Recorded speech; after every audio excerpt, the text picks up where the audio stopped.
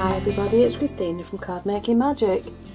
This has got to be one of the easiest cards you're ever going to make, and all you need is just one piece of A4 card. Now the difficult part for you is deciding what kind of card you want to use. Do you want to use just a plain card? This is a pearl card, and this one is embossed with silver, and that's the biggest decision you're going to make. So I'm just going to use a piece of copy paper as my template, and I can keep this to remind me of how I made the card in the future. So all you're going to do is fold it in half along its length, open it out and fold it in half across the narrowest width. Then when you open it out again, you're just going to go to opposite corners and fold the card again. It doesn't really matter which way you go, but it needs to be folded in half. Okay, and then once you've done that, you fold the cross one in half again, or fold it again so that you've got it nice and pliable. And then when you've done that, you're just going to push these two diagonal folds back, and if you bring the other two in, you will now have a fold that looks like that,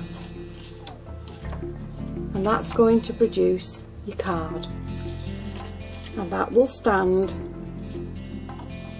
for you to decorate. Now if you've used a card that is a pretty design on it, and this has got silver hearts on it, then once you've made those folds, all you need to do is just decorate the front panel with your image. So this is just to give you an idea, and I've just made a little embellishment with some feathers and a paper rose, and the tutorial for that you'll find on the website, and I would attach that to the bottom, and that would become your card.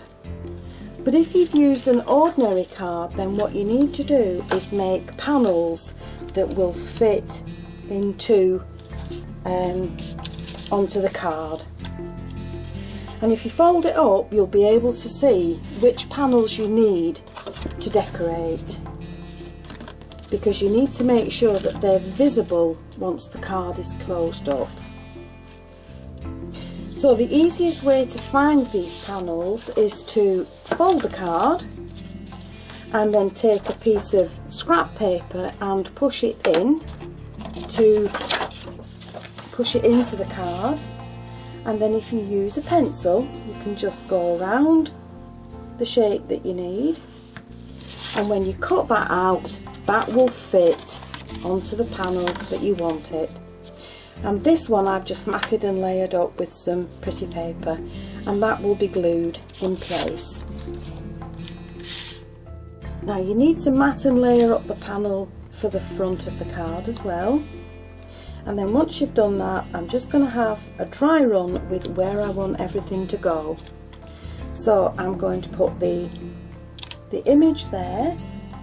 I think we might have a bow at the top, and I'm just using silk leaves and silk flowers for the other decoration on the card.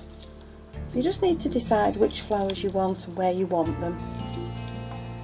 And these are just some little flowers that I will add to the card.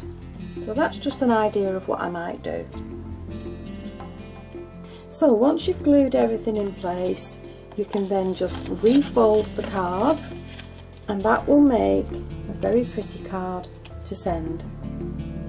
Now it doesn't matter when you fold in the card, it doesn't matter which way you go from corner to corner, because whichever way you do it, the card will stand they'll just slope or tilt in a different direction.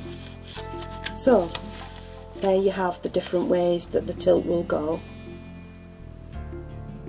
So the first card that you're seeing is the one that I've just made. The second card is the one with the foiled card that saves you putting any panels on it. The pink card has a doily at the back of it with some hat pins into the flowers, and the red one with the sheep on it, that just slopes in the other direction. Then the other one with the white card also has panels on it, and the last one has had the panels embossed through an embossing folder before they've been attached to the card.